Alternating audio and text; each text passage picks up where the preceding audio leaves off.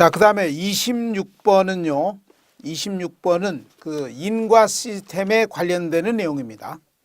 자, 이 항목도 시험 문제에 자주 나오기 때문에 26번, 27번 두 개 문제를 쭉 풀으시면 되겠죠. 아까 조금 전에 인과 시스템은 시간이 실제 존재하는 영역에서, 즉 t가 0일 때 현재 시간하고 또 t가 0보다 클 때 이미 지난 시간이죠. 과거 시간. 바로 이런 시간 영역에서 어떤 출력값이 결정이 되는 것은 원인과 결과가 확실한 인과 시스템이에요. 근데 아직 도달하지 않은 시간, 미래 시간 있죠? 그건 t가 마이너스 시간대를 이야기하는 겁니다. 미래 시간. 근데 오지도 않은 시간에 그 미래 시간대에 예측한 어떤 출력이 나온다고 하는 것은 그건 인과 시스템이 될 수가 없다 하는 이야기예요. 그래서 그런 경우를 우리가 non causal 비인과 시스템이라고 정의하는 겁니다. 자, 그러니까 t가 0보다 작은 범위 시간이 들어가 있을 때는 비인과 시스템이 되는 겁니다. 그러니까 26번도 인과 시스템에 속하지 않은 것 그랬으니까 t가 마이너스 값일 때니까 4번이 되겠네요. 4번. 그렇죠? 4번이 t 코로 마이너스 3 하는 시간. 이런 시간을 집어넣었을 때 어떤 y 값이 나올 거 아니에요? 그러니까 그거는 잘못됐다 그 말이죠. 자, 그 다음에 27번도 동일한 문제입니다. 이것도 동일한 문제예요. 중요하니까 문제 두 개를 다루고 있습니다. 27번은 2번 되겠지? t 코로 마이너스 1 하는 시간. 아직 오지 않은 시간. 자, 그 다음에 28번. 자, 28번은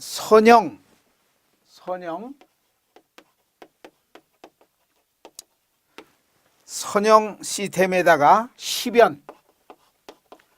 시간에 따라서 출력이 변화됐다는 말이니까 t라는 변수가 어떤 출력 시간에 t라는 변수가 내포되어 있다는 이야기예요.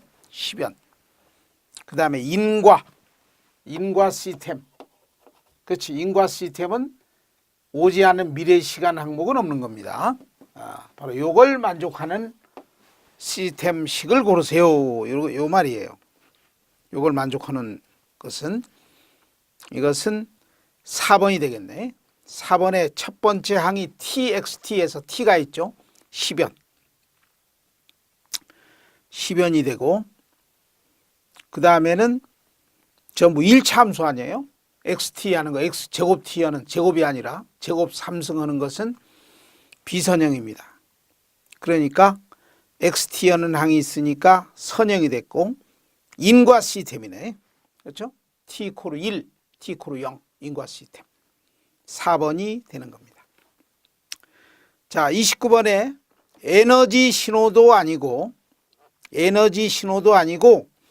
전력 신호도 아닌 것. 아무런 신호에 들어가지 않은 것. 아무런 신호 종류에 들어가지 않는 것이 있었죠.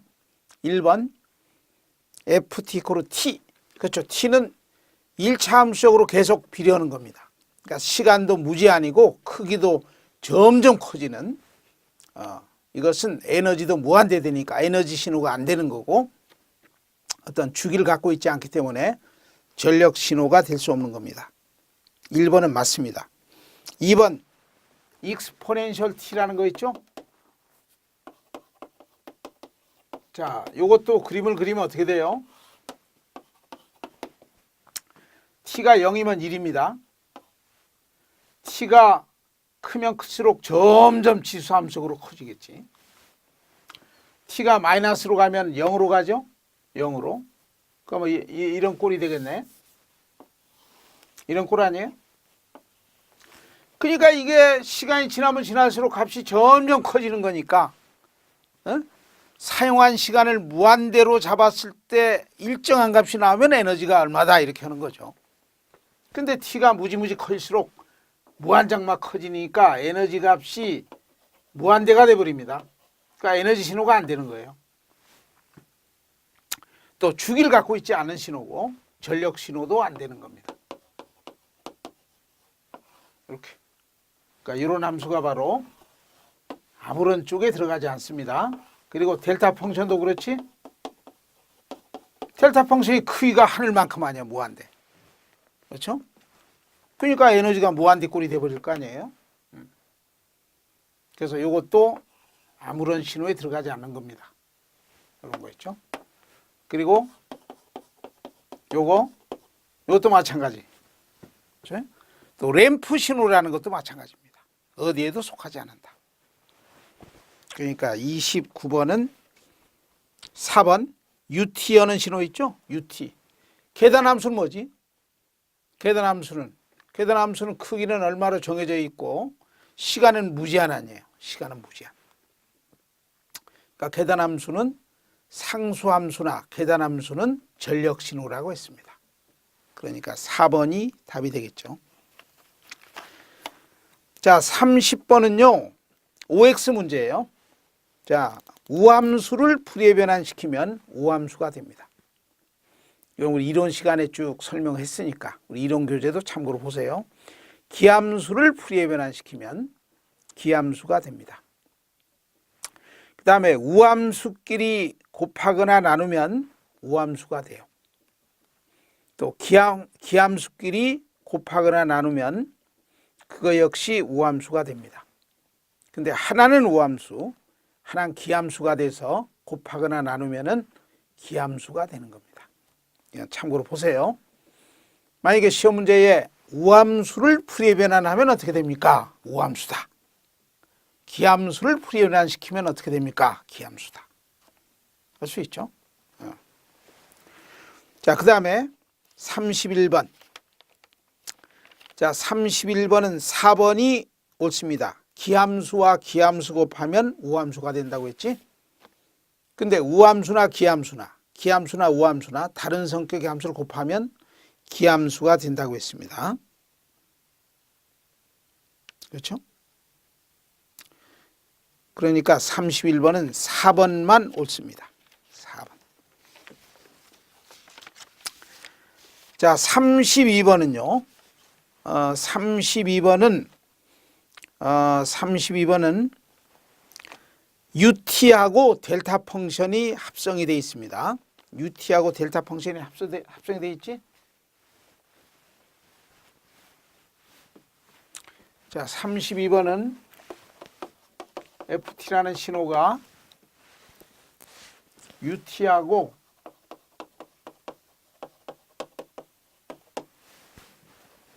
또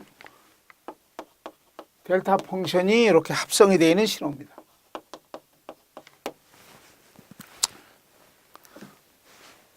자, 그래서 이런 신호를 마이너스 무한대에서 무한대까지 마이너스 무한대에서부터 무한대까지 이런 신호를 적분해라 그 말이에요. 적분해서 0이 나온다 그 말입니다. 아까 이런 문제 풀었죠?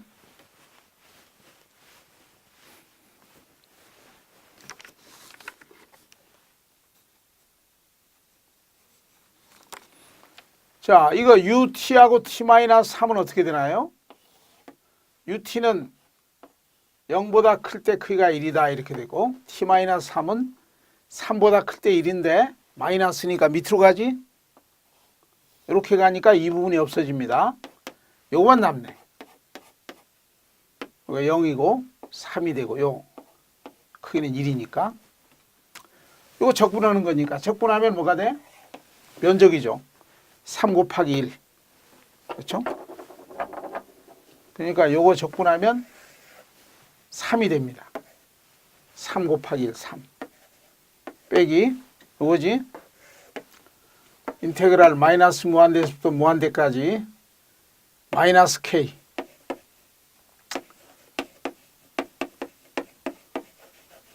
요거니까. 이건 상수예요. 마이너스 플러스가 되니까 3 플러스 K로 나가고 마이너스 무한대에서부터 무한대까지 D, T-4, DT죠. 자, 델타 펑션은 요거 0일 때 정의됩니다. 그러니까 0일 때 정의되니까 이 면적이 1이 되는 거지. 그럼 T 코로 4가 이 안에 있죠, 분명히. 그러니까 정의되는 거예요. 그러니까 이 면적은 1이 되겠지. 어떤 경우? t가 4일 때. t가 4가 이 안에 있잖아요. 그러니까 이 면적이 1이죠. 그러니까 3 플러스 k 곱하기 1은 k. 이게 빵이 된다고 했으니까. 그러므로 k는 마이너스 3이 되는 겁니다. 응?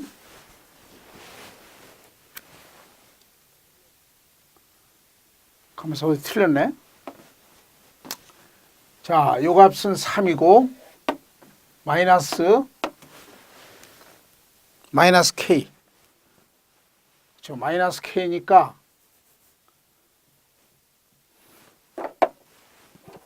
이렇게 되겠지. 마이너스 k. 요거죠. 요게 t 코로 4일 때 1이니까 1이죠? 아, 이게 마이너스네. 1이니까 3 빼기 k 3 빼기 k 곱하기 1이니까 3 빼기 k가 0이다. 0이다. 이거.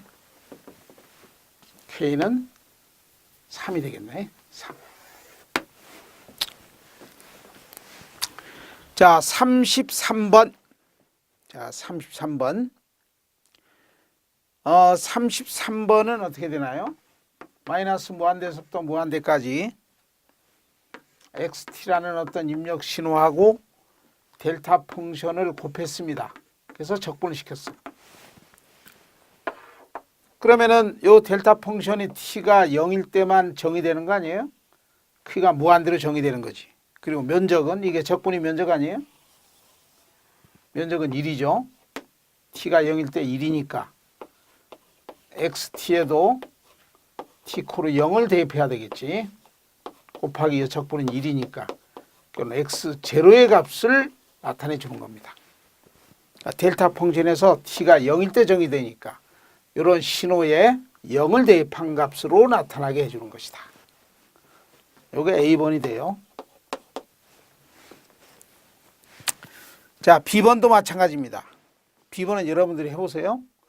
B번은 t 코로 t0일 때 정의되는 거니까 B번은 x t0 이렇게 되겠지. B번. 그 다음에 C번은 델타 펑션이 d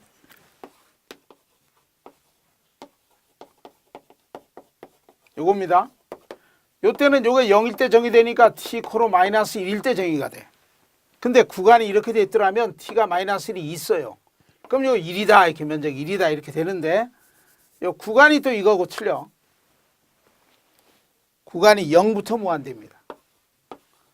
그러니까 t 코로 마이너스 1은 들어가 있지 않으니까 이건 정의되지 못하니까 빵이 돼버립니다. 그럼 이거 빵이 돼버리면 그 뒤에 곱해진 값도 자동으로 빵 곱하기 xt가 되면 빵이 돼버립니다. 그래서 C는 빵이 돼요. C는 빵이다. C는 빵이죠. C번 빵이다. 할 수 있죠? 자, 그 다음에는 델타 펑션이 하도 중요해서 델타 펑션에 관련되는 좀 지문이 복잡하게 길게 보이는 문제를 좀 풀겠습니다. 자, 34번. 자, 다음 설명 중에 틀린 것을 고르세요. 자, 1번 dt-t0 dt-t0는 델타 펑션을 t0만큼 플러스 쪽으로 이동을 시킨 임펄스입니다. 그렇죠? 그러니까 t 코로 t0인 점에서 진폭이 무한되고, 그렇죠? 크기는 무한되고 기타 모든 영역에서는 빵이 된다. 그리고 그 파형의 면적은 1이다. 맞습니다. 2번 임의의 함수 ft하고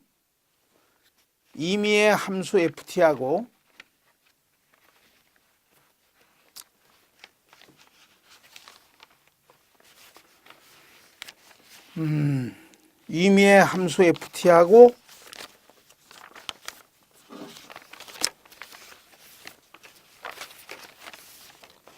델타 펑션을 곱했다. 기억해요?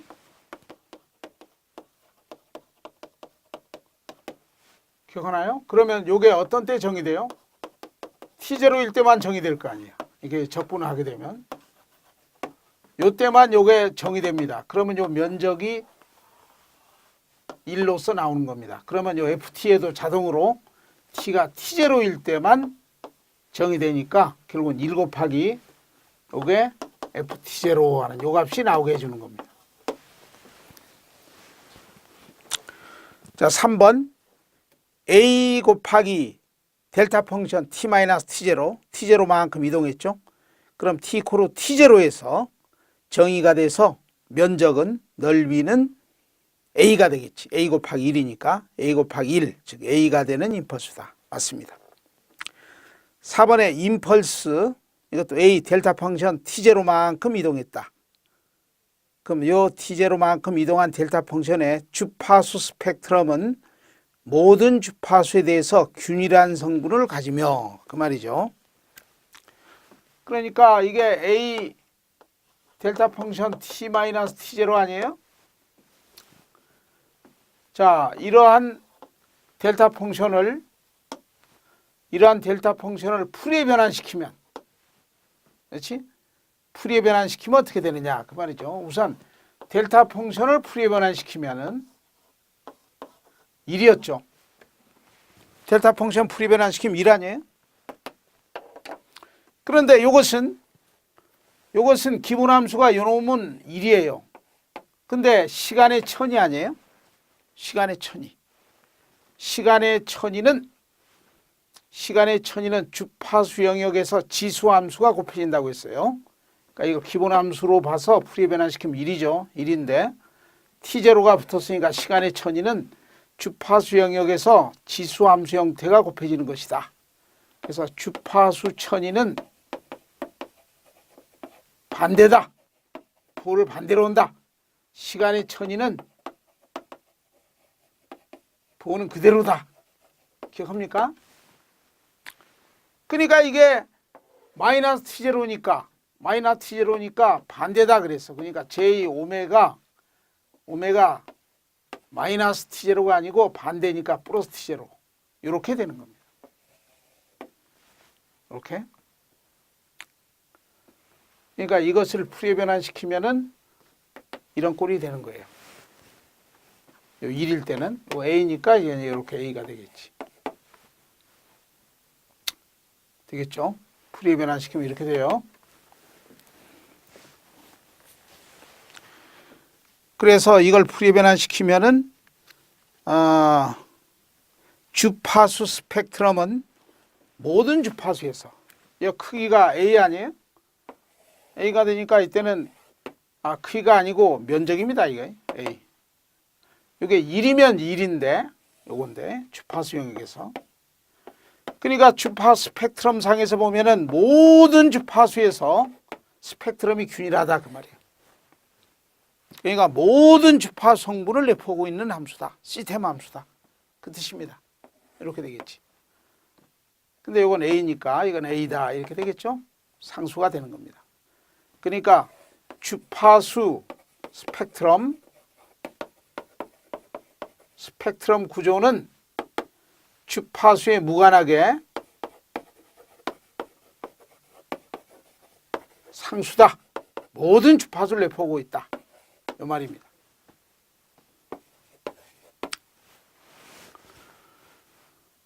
근데 위상은 뭐예요?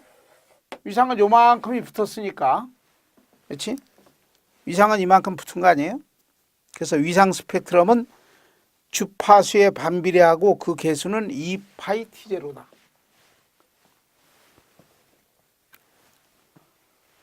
이게 위상 아니에요? 이게 파이?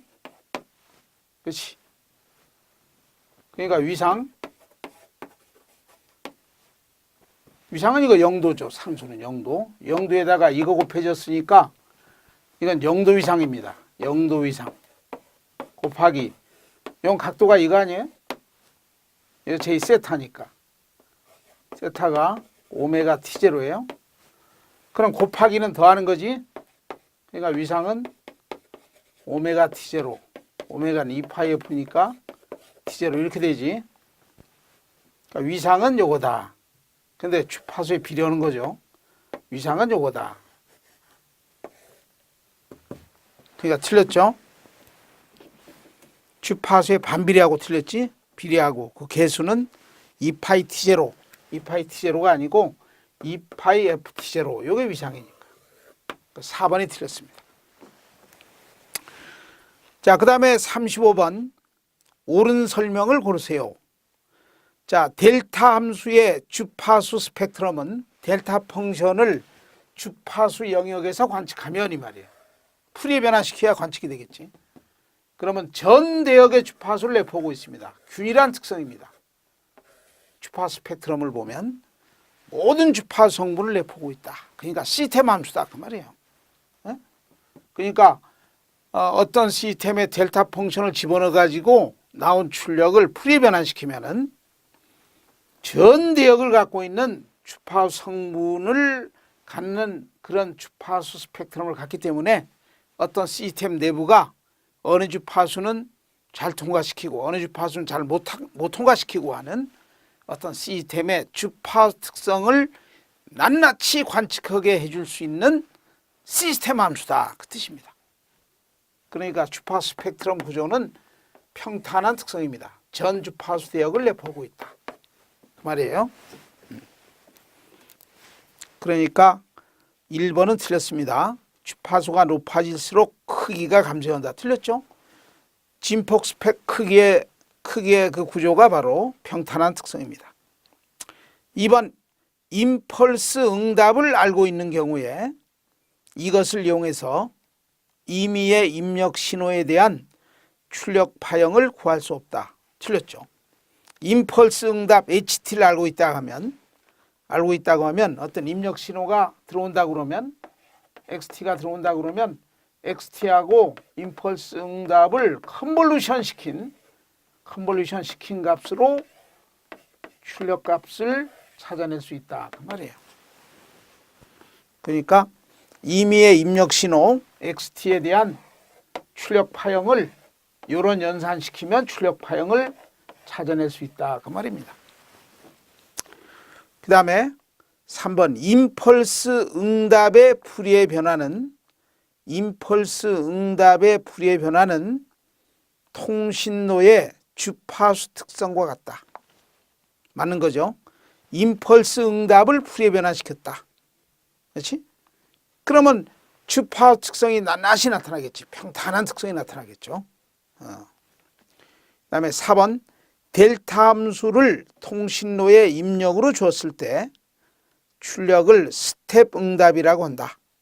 델타 펑션이 어떤 시스템에 들어갔을 때 나오는 출력을 스텝 응답, 스텝 함수의 응답이 아니고 임펄스 함수의 응답, 임펄스 응답이라고 부르는 겁니다. 그렇죠? 그러니까 4번 틀렸죠.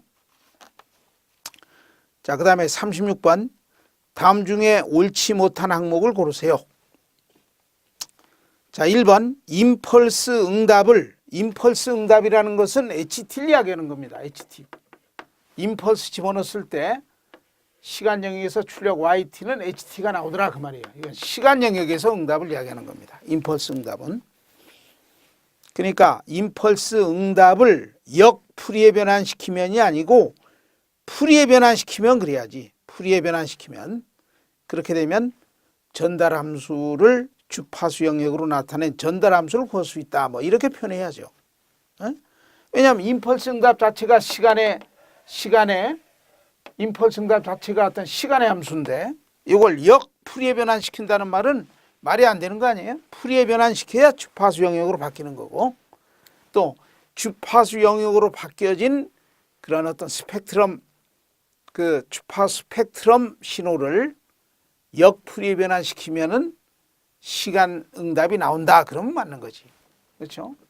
그러니까 HW나 HF라는 거 있죠?